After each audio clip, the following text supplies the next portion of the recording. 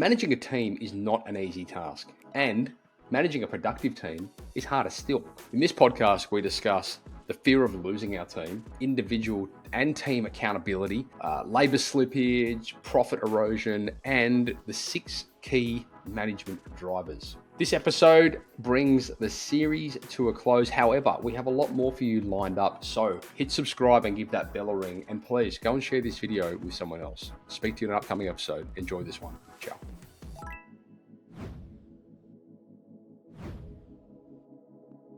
Hello, everyone. Welcome back to the Side Podcast. You are joining us today for part 3 of the How to Recruit, Retain, and Manage a Productive Team series that I'm conducting with my co-host here, Rob Kropp from Prava Group. Rob, welcome back. Thanks for having me, mate. Looking forward to getting into the manage topic today. Can't wait. Yeah, of course. And this episode is going to bring full circle to this series. In the first episode, we were talking about how to recruit your team. In the next episode, we were talking about how to retain your team. And in this last episode, we're going to talk about how to manage your team. And so for you guys out there that are just tuning in to part 3 here and haven't heard part 1 and 2, I do encourage you to go back and check those ones out first, because you'll probably find a lot of what we're going to talk about today will relate back to those previous episodes, and it will make a lot more sense if you have a bit of context there. So go check out episode 1 and 2 before you dive into this one.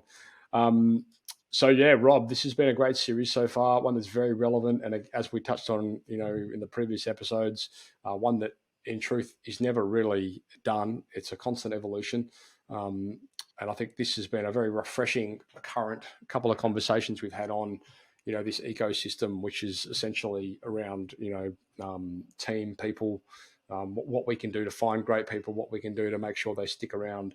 And, now in this episode, we're really going to talk about, how do we manage this whole conversation, and how do we manage these people in a way that makes them want to stick around, and which of course, within a growing business is it's not always an easy thing. Sometimes growth can be quite a tricky obstacle.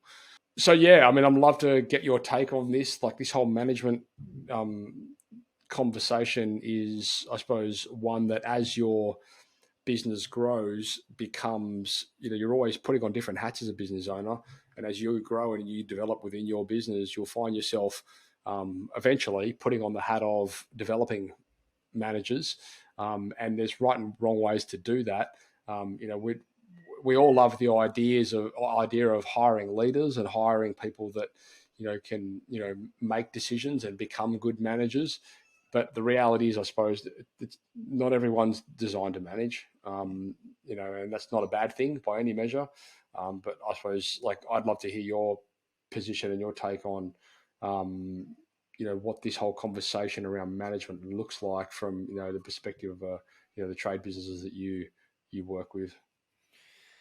Yeah, it's a big topic, and how long we got today? I know. We've got to try. I suppose the reality is we've got to try and keep this relevant to what the topic of this conversation, which is really, recruitment and, people.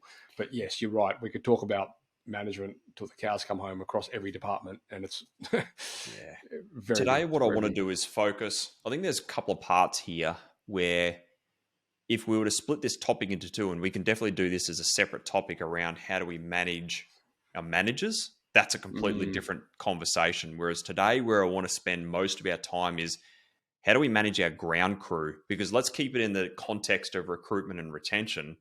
And when I talk about ground crew, it's boots on the ground, tradesmen, leading hands, site foremen, apprentices, labourers, because that's the most important management in a business. And it all comes back to that whole thing around margin management within. So really what we're talking around is the labor management component in the margin management of a business.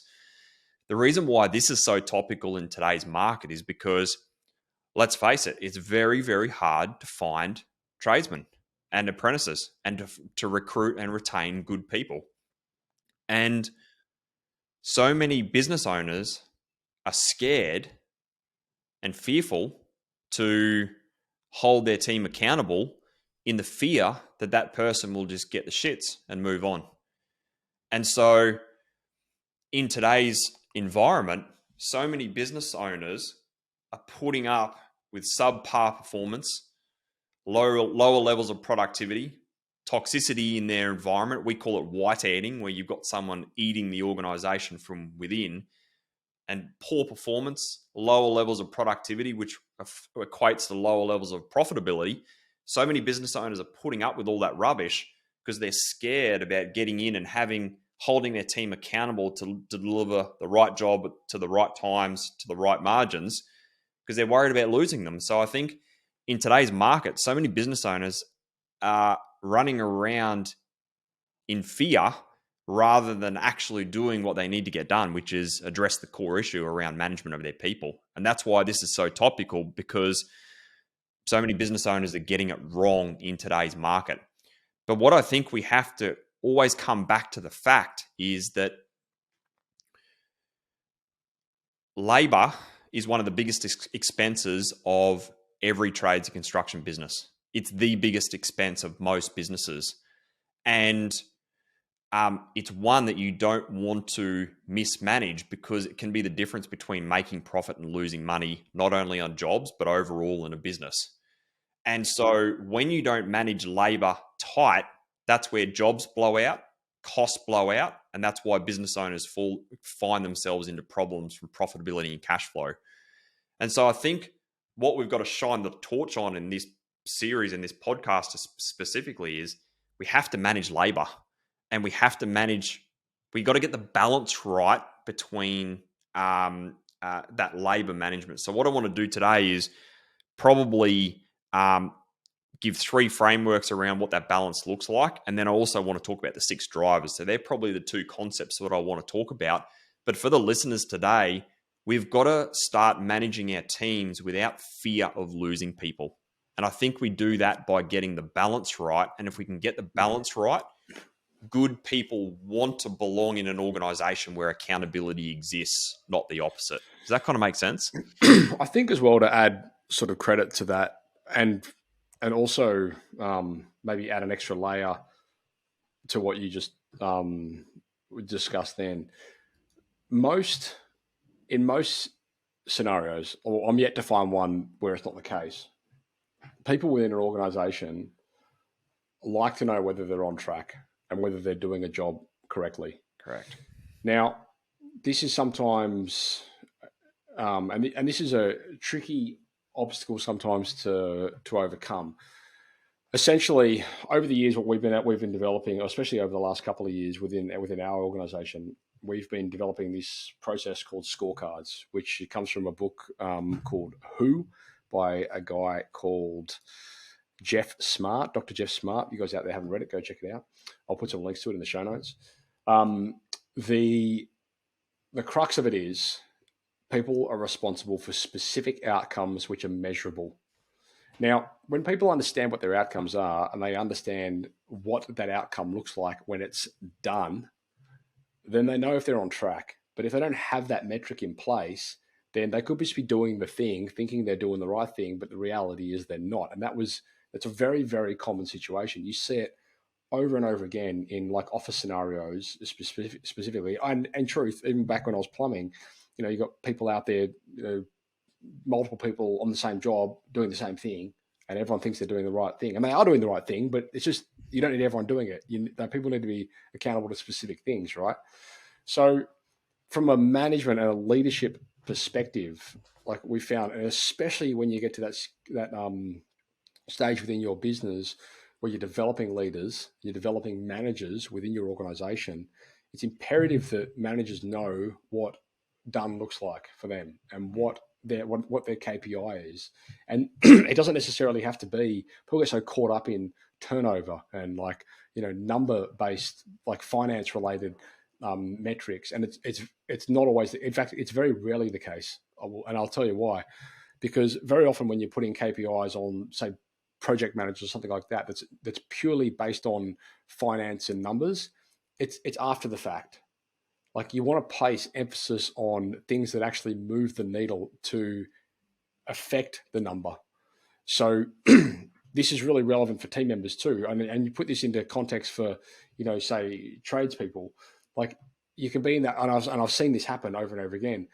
You're responsible for your truck turning over $100,000 a month, and you go, That's great, but to me, that sounds like a stupid thing to say to a team member because that's completely out of their control. If your marketing isn't doing the jobs, or you're not sending them jobs that has that kind of turnover, then how are they ever going to achieve that? Whereas the reality is, if you said to that team member, "I just want you to be accountable every day for 6 billable hours," like that's different because they know they can do that. That means they're not going to maybe sit around in the car and spend an extra half an hour at lunch or whatever it is, Correct. and that's something they can be in control of. So there are ways that you can really spin this conversation to affect your team members in a way that they can relate to, and part of this experience for us has been involving the team members in that conversation. So we say to them, what does this scorecard look like for you? What do you think should be a win? And very often they'll come back with all these, complex, detailed outcomes, or not even outcomes. It's more often like actions. When you're going to take that, you can say, okay, listen, I'm not interested in the actions. I want to focus on the outcome here. The outcome for this is this. I don't care how you do it, but this is the outcome. I want you to bill for 6 hours a day. So if that means cutting your smoko back, if that means having your coffee while you're driving, which apparently now is illegal, did you know that? No. Yeah, apparently they've enforced a law now where you can't eat or drink or do anything that's detracting you from driving a car. We're shaking our heads here, but it's probably pretty smart. Like, what's the difference between anyway, whatever. So segue. So again, in like managing the team, I think it's important that, like from my point of view, that people know what they're responsible for, and you involve them in that conversation. So you say, "Hey, what does this look like to you? Is it achievable? Great, let's do this." Then we know if we're on track. Correct. And I think one of the when it comes to labor management and job management in particular, what I find is that when a business owner is small and they're on site all day long, you've got the ability to be able to run your business by gut feel because you know that Bob's over there, Frank's over there, Tom's over there, and you can keep your eye on that. You price the Correct. job, you know how many labor hours, you're on the job, you can run it by gut feel. As the business gets bigger, what I also find is that most business owners are pretty good at managing their materials well on jobs because they know that that bit of material went in there. Very, very rarely do business owners miss out on invoicing the materials. But one of the biggest areas that so many business owners get it wrong is labor management. And that's why this conversation is so important because if you don't manage labor tight, it's the difference between making and losing money. And I'll say that again. If you don't manage your labor tight, it's the difference between making and losing money. And so many business owners are so busy doing the doing that they don't manage the guys and girls on the ground. And I think it's one of the biggest mistakes. And so if any business owner ever wants to improve their profitability in their business, my go-to with a client is always labor. It's always labor management. And it reminds me of that time we were working with a builder, a carpentry guys, is that he was losing money. He was losing money, and we unpacked his team that he had at the time, and his team were always like, we need more guys. We can't get enough guys on the ground, and we're not getting through the jobs quicker. When we unpacked the available man hours, there was like 10,000 available man hours a year. And when we looked at what the pipeline of work was for the next 12 months, they only needed 5,000 man hours. So they had double the amount of team, yet the team were always putting their hand up saying, we need more. We went through and halved the team, and he went from making a loss to a profit like that. And so what that tells you is that when you don't manage labor tight, it's always going to blow out. And that's the difference between making and managing money. So when you were talking about expectations before, you're absolutely right. We can't live in fear of managing our people in the fear that they're going to leave in today's environment, because good people want to know where they stand and good people want to be held accountable and know where they need to operate at. So the first framework let's talk about it's finding the balance between being too soft and too hard. And I think finding that balance in the middle is nice. And I think the first thing that a business owner needs to get done is make their standards very clear. What are we going to tolerate and what are we not going to tolerate? And I think when an owner can develop those standards of this is our baseline of what we expect from our people in terms of when they turn up, when they take their breaks, how many billable hours they need to do, how do they present themselves, what's quality like, what's safety like. I think if you develop that baseline of standards, that gives you your baseline in terms of what you expect from your people going forward. So I think developing your standards is absolutely number one. Number two is balancing between accountability and empathy. And what I mean by accountability is having the conversations with someone if they fall outside of the flag. So in coaching, we use the analogy of swimming between the flags like you do on the beach. You set your boundaries, which is your standards. If someone swims outside the flags, you bring them back into the line. If they swim out again, bring them back into line. So I think accountability is your ability to be able to have the conversations when you need to be able to keep people swimming between the flags. But if you can balance that with empathy around how you're going, how you're feeling, what's going on in your world, showing an interest with your people, being empathetic if they've got personal challenges with relationships breaking down, financial stresses, personal issues, mental health, which is a big thing in today's environment. I think if you can balance accountability and empathy nicely, I think that's the difference between that's where you can get the balance right. And I'm not sure what your thoughts are there, but I think if you can get the two ends of those spectrums around accountability and empathy right, that's the difference. That's the mark of a good leader, isn't it? I'll say a couple of things. So, as those boundaries get established, very often it leads to a lack of empathy, and I'll circle back to that in a sec. To start with, though, we've had this conversation loads of times with over the years with the podcast with various people and team members and clients of ours and so on and so forth about systemizing businesses and implementing systems and processes and policies and things like that. So which at a glance, one of the common reactions that we get is, no, I don't want a bunch of robots working for me.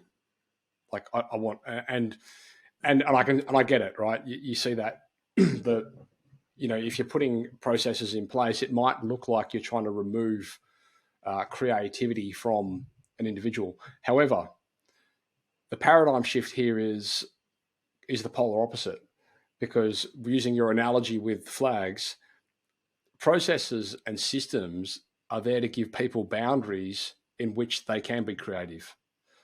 And so that's the shift that you guys need to understand as business owners. It's not about removing creativity. It's about empowering creativity within boundaries. Correct. Because what you don't want is situations where people are out there doing their own thing, their own way, which doesn't align with your business and the way that you want things done.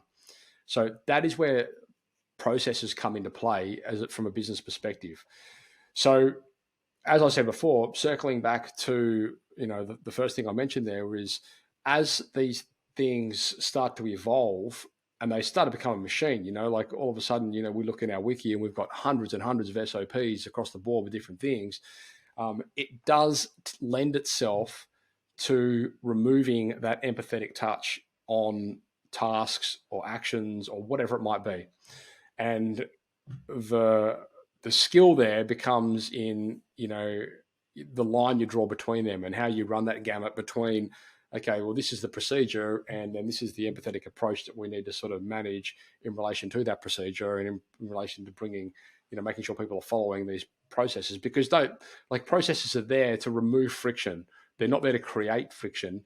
And although they may sometimes, like if somebody's new to a process, then there's going to be friction there because they've got to learn this new way. That goes without saying.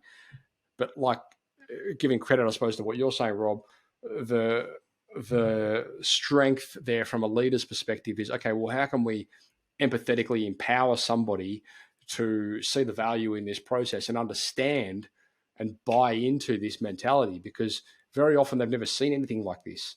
And very often it's just a matter of them doing things their way without ever having that sort of supportive structure, which can, at a glance, look restrictive. But once they understand the power of it at scale and how it can really facilitate growth and empower them to be creative, then very, very rarely do you get any objections from it.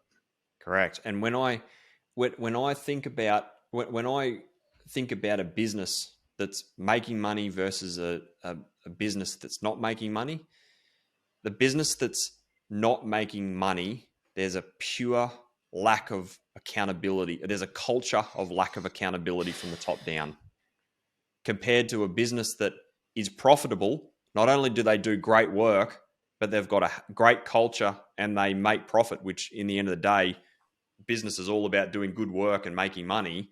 The businesses who do that, there's a high level of accountability, and the owner is not afraid to manage their team members. And the team like it, they appreciate it. So, in one sentence, you've got one business owner who's like, oh shit, I'm scared. I'm fearful. I can't hold people accountable and manage my ground crew right because I'm worried that the market's so tight, I'll never replace them and I'll just tolerate poor performance and white eating. That's coming from a disempowered state. But yet you've got a business owner here who is not going to tolerate shit. And if someone doesn't fit into their culture, they're not afraid to move them on or have the hard conversation from a performance management point of view. Yet there's a whole culture of accountability and management of their people. This business makes money, this business doesn't. And the difference all comes down to management, the way that that owner manages their people. And so it's so important. And the thing is as well, once you have those frameworks in place, if you have accountability frameworks in place, if you have project management, if people know what they're responsible for, if they've got KPIs, if they've got outcomes which is is designated to them, then very often you don't have to have those conversations with people because they've either done it or they haven't. And if they haven't, they know it. And so the whole performance management conversation essentially runs itself when you're like, well, you haven't, like, these aren't getting done. Why not? How do we fix this problem? And if you can't fix it, then you've got to either go back and readdress the outcomes or you've got to move it on and find someone that can do it. Correct. So I think the final point around this here, around balancing between the soft and the going too hard and too soft, the final point around this is balanced urgency. And I really like this one. And this is a really important one in today's environment where you've got to create balanced urgency on the ground on jobs. Like you have to create that, because what you've got to remember is your team will never have the same amount of urgency as you do as the owner. We've got to accept the fact around that, because they don't own it. They're an employee. They don't have their name on the door, and they don't ultimately, it's not their baby, it's your baby. So we've got to accept the fact that they're never going to treat our businesses like we do. But so first of all, we've got to accept that. But the second thing is we've got to put some urgency on them, because sometimes if we don't create urgency, they'll never create it for themselves. But it's creating enough tension within our team where we stretch them, we challenge them, we manage them enough, but don't manage them too tight that they break. And that's when they go and look for another job somewhere else where it's more comfortable. So I think on one side is we've got to accept it as owners that our team are never going to treat our business like theirs. But on the other side is they've got an employee mentality. But in the middle, we've got to create that tension, which is called balanced urgency, to be able to have enough urgency to get in, get the job done, and make sure it's done in a productive manner. So in the end of the day, that job makes money. Because without that balanced urgency, that's where jobs blow out. And that's where a $100,000 job, which should make 30% ink labor, ends up costing the owner 10% because they haven't managed their labor correctly. So balanced urgency in the middle is one of the most important things, that you've got to get that tension right, not too hard, but not too soft. And that's the difference between making and managing money. And I'll also say to add, I suppose, an additional layer to that again is, when you, especially for, well, no, not even, I was going to say especially for project-based work, but it's not necessarily true. It's really important that as a business owner and from a management perspective, there are measurable milestones, because what you don't want to do is find yourself in a situation where like that analogy you used before, where you've got a 100 grand job, but should have had a 30% profit margin. You don't want to be in a situation where you get to the end of the job and you realize that you haven't made 30% profit margin. You want to know from month one that you're running behind, and there are things that you can do to tighten the ship and steer the boat in a different direction early in the piece. Correct. So this whole conversation around managing your team, you need to apply a bit of a micro approach to that from a actionable task delegation early, like at a small scale. Like it's a whole concept around. I mean, I think maybe even it was you and I talking about this on a podcast many years ago about when when you're goal setting and you're setting these big picture goals, which essentially you just reverse engineer from 5 year to 3 year to 2 year to 1 year to quarterly to monthly to weekly to daily actions in order to achieve the bigger thing. And if you don't do that, before you know it, you'll be looking at this whole ecosystem and going, it's too late. I can't pull it back in. It's the Correct. whole thing about writing goals down, but never actually creating a strategy to achieve them. Like it's not about the goal. It's about the stepping stones to get to it. And, that whole, how do you eat an elephant one bite at a time? What you're managing your team, you've got to help them do that. You've got to help them achieve their task and achieve their outcomes by doing the small things, because it's the little things that add up to the big thing. So what I'll do is I'll give a framework to the listeners to be able to. I'll give them a bit of a six drivers, which helps them manage labor tighter. So bear with me, and as I talk these through, because what it is an actionable framework that anyone who listens to this can go straight into their business and manage their labor a hell of a lot tighter, which will in turn improve productivity and improve profitability of their business. Now, when you run a more of a service or maintenance business, your margins are higher. The cost, you don't have a great pipeline often because it's more reactionary type of business. But the beauty is you're generally in and out. And so when you're running more of a service-based business, it's about managing labor on the micro level in terms of, like you said before, billable hours or jobs complete today. And as a maintenance supervisor or as an owner, you've got to be able to track that across every one of your vans or trucks on the road, how many jobs got done, and manage and measure productivity really tight on a daily type of weekly basis. When you run more of a project business, where guys go wrong that I see is they go, okay, we've won $100,000 job, or I was had this example with a client the other day. He's a painter. Okay, we've won this job to paint the inside of this house. Okay, guys, there's 3 of you. Go and get the job done. That's how most people manage their labor, right? Guys, we won this job here, inside and out. Here's the paint, and off you go.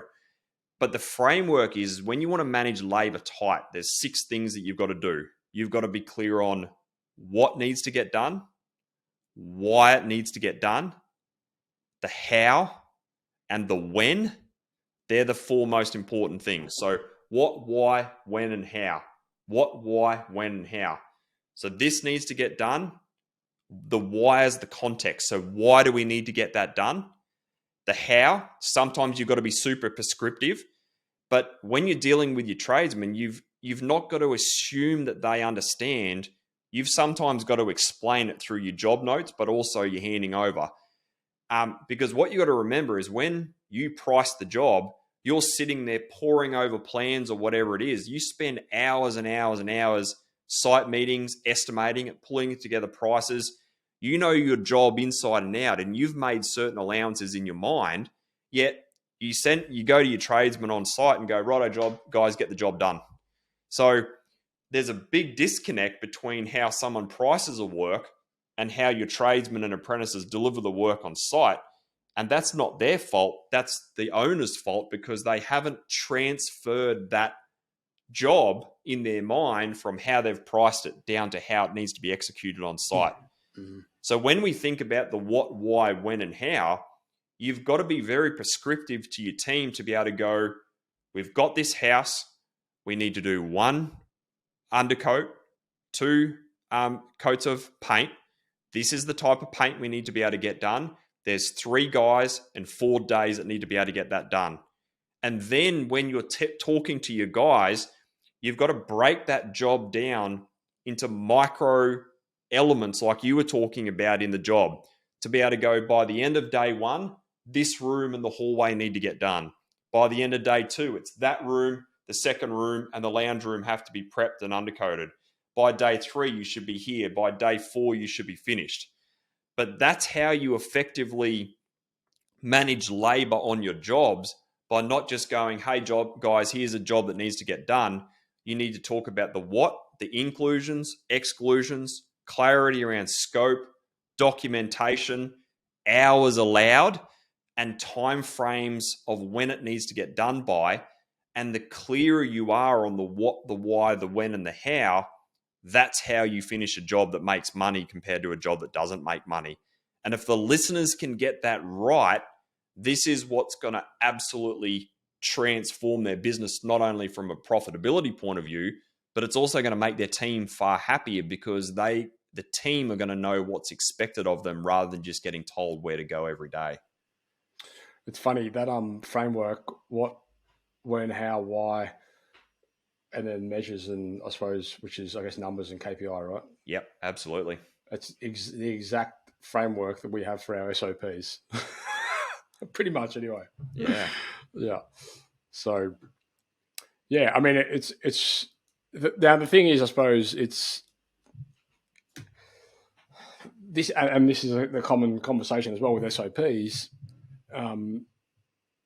Yeah, I could do that, but it just takes so much time. Like, surely they should just know what to do, like, and that I just encourage you guys to really not fall into that mindset, because if you do spend a little bit more time explaining things, and if you do spend a bit more time creating a process or whatever it might be, you'll be amazed at the amount of time it actually saves.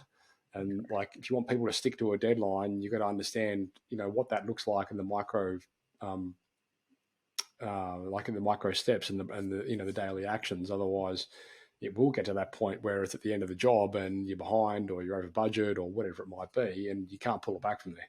Correct. So, in that instance that, Rob just outlined there, if you do get to the end of day one and you haven't done what you need to get done, then, that's a good thing to understand at that point in time, because it means you can adjust the plan accordingly in order to achieve the outcome and make up for that over the next few days. But if you find that out on day three, you're screwed. Correct. Or 3 months down the line, when you finally go back and do a back costing of a job and it's way too late and you've got no ability to change it. Right. Exactly. The other thing, the other principle that I like teaching is that when it comes to management, you actually can't hold someone accountable to something that they don't know they're being held accountable to. Correct. And let's use this as the example of delivering a job. If a job blows out and you've got a couple of guys on a job, whether it's a 3-hour job, a 1-day job, or a 5-week job, if you haven't told that team member what the scope is, what the inclusions, exclusions, and told them when they need to get the job done and how many hours you've allowed in that job, the owner or the manager has no recourse to have the shits with those team members if that job blows out, because you can't hold someone accountable that they don't know what they're being held accountable to. So what's really important is a lot of business owners are scared of saying to their team members, hey, we've allowed 50 hours in this job, or we've allowed 5 hours in this job. Like, you don't have to talk net profit margins around how much the business is making. Sure, nothing wrong with talking around margin at the estimator and the supervisor level. But for guys on the ground, we've got to talk to them around all the time around the what, the why, the when, and the how. And then we've got to measure them. And we've got to let them know what's expected of them so that they can. So you're setting up an accountability conversation down the line. But if we don't actually talk to them and say, hey, we've allowed 50 hours in this job and we've got 3 guys for a couple of days to get this done, if they don't know that, then there's actually no recourse to be able to have a conversation with them and go, mate, you blew out on that job. What happened? What are we going to do differently next time? We've actually got no recourse to be able to have that conversation. Yeah.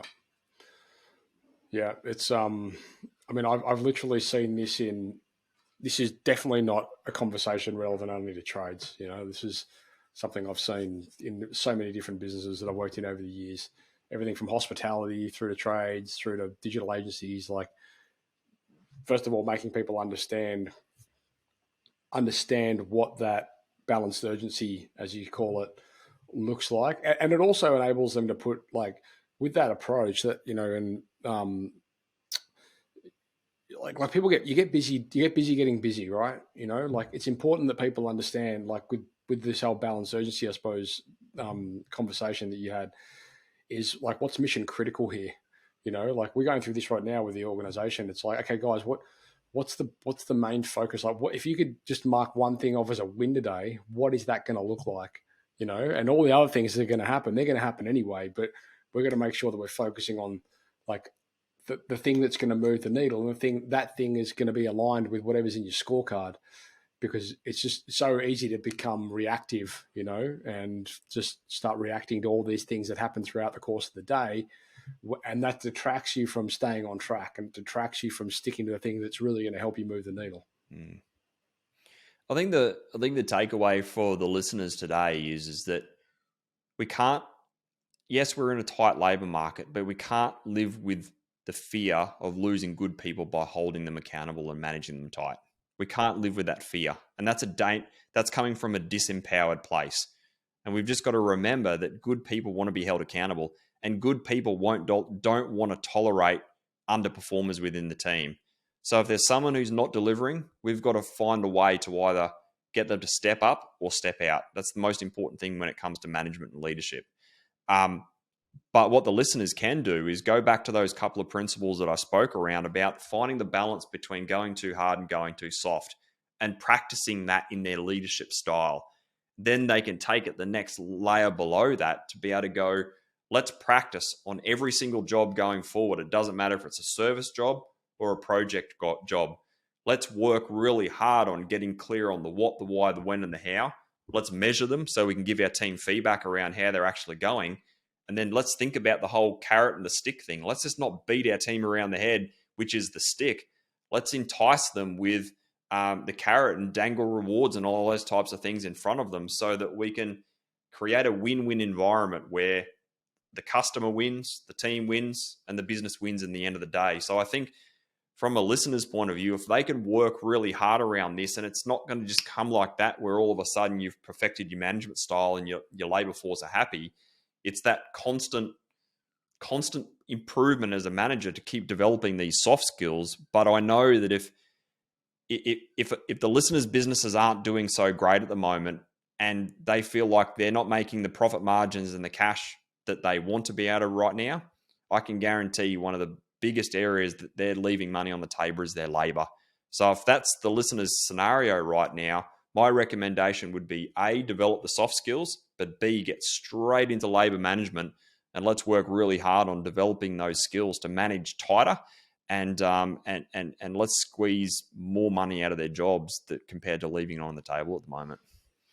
And mate, on that note, I think we can pretty much close off this episode and wrap this series up, because I think that's brought it full circle beautifully. So, awesome. Mate, thank you so much for sharing all these things with us. It's been great. It's been a long time coming. We've been teeing this up for years. I'm glad we finally got to it. And for you listeners and viewers out there, if you've got any questions for Rob, hit him up in the Facebook group. He's in there. Or if you want to reply to anything you see coming across social, then do it there in the comments on YouTube or whatever it might be. Again, Rob is from Prava Group. The website is pravargroup.com. I'll put links to everything, to Rob and the website and all that kind of stuff within the show notes, so you can get access to those over at the siteshed.com. Mate, thank you so much. Is there anything you want to close on? No, thanks for having me, mate. And hopefully the listeners got a ton of value and can go away and implement some things straight away. And actually, you know what? On that note, let us know. Let us know your experiences, and let us know what you have implemented or what you plan to implement. And let's measure and track these things. Let's let us know in the comments, what you've tried, and what worked and what didn't. And, let's create a bit of a conversation around it. Thanks again, Rob, and look forward to chatting to you guys in an upcoming podcast. I'm Matt from the Site Shed. Ciao. Thanks. Be sure to hit subscribe and ring that notification bell to make sure that you don't miss out. And as always, we would love to hear your comments and your feedback and your experiences. So please leave them in the comments below. And while we're there, go and share this video with someone else that would benefit from it. Cheers.